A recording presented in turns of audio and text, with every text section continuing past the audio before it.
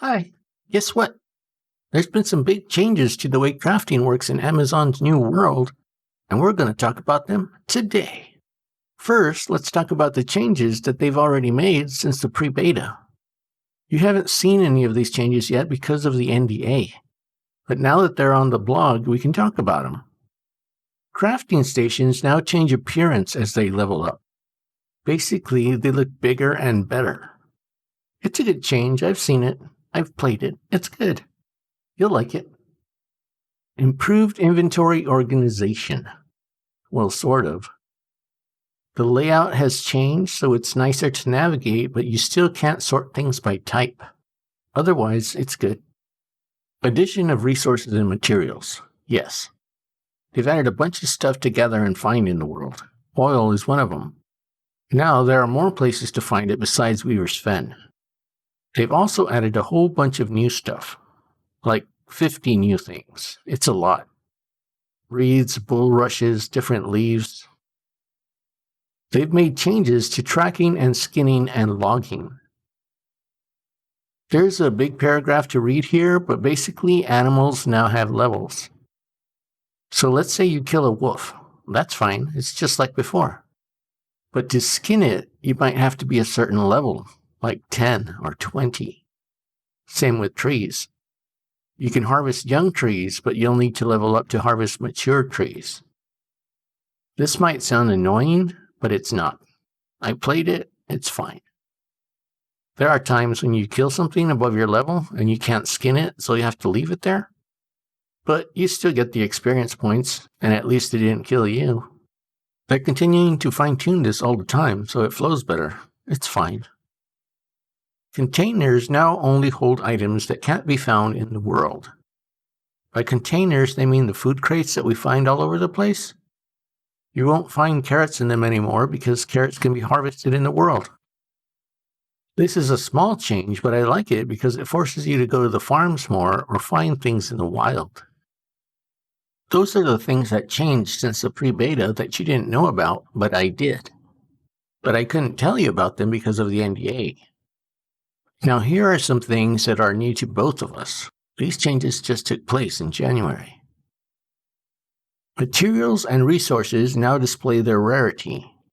I like this because I always fill up my storage unit with stuff, because I don't know what to keep and what's common.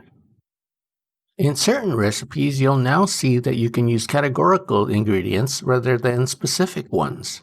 For example, a cooking recipe may call for a vegetable rather than specifically carrots, allowing the player to use any ingredient classified as a vegetable, carrot, or otherwise.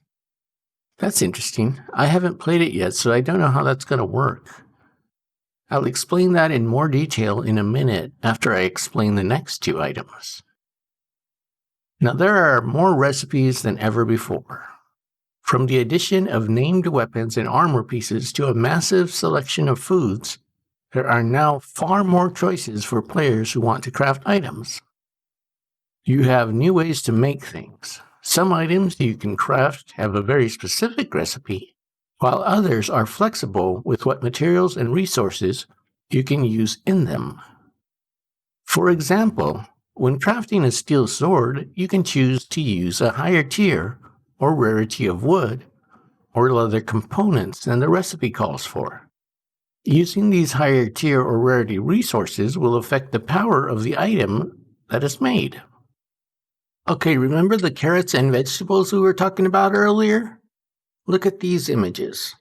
On the left here, we see all the new weapons they've added, like the rapier, the great axe, and the spear. And below that, we see all the named weapons like Opus Blade, Stone Rend, and the Flawless Grandmaster Spear. In the middle, we see we're making the Orichalcum Great Axe. And under it is the recipe we need to make it. We need metal, wood, and leather. I think the special item gives us the Brash 1 perk, and the addition of Azoth gives us a high chance of getting extra attributes and a gem slot. On the next screen, we see the types of leathers we can add. We're adding the runic leather, which is legendary. This is the rarity feature we talked about. On the third screen, we see that we were able to craft it. The Azov gave us extra attributes of 6 Constitution and 13 Focus, plus a gem slot. And the special item gave us the Brash 1 perk. The addition of better leather gave us a higher gear score of 580. Looking at the old screen, we see the possible range was between 500 and 610 before the leather, and 500 to 650 after adding it. It's random chance where the score falls, but your odds of getting a higher score are better with better ingredients. And finally, trade skill progression has changed. Now all of the skills are capped at 200. I think it was mining that was all the way up there before, like 600 or something. Now all the skills are capped at 200. And those are all the changes they've made to crafting since the pre-beta. It's huge. These changes are a game changer, literally. There are more changes as well, but they're under NDA. I can't tell you about them just yet.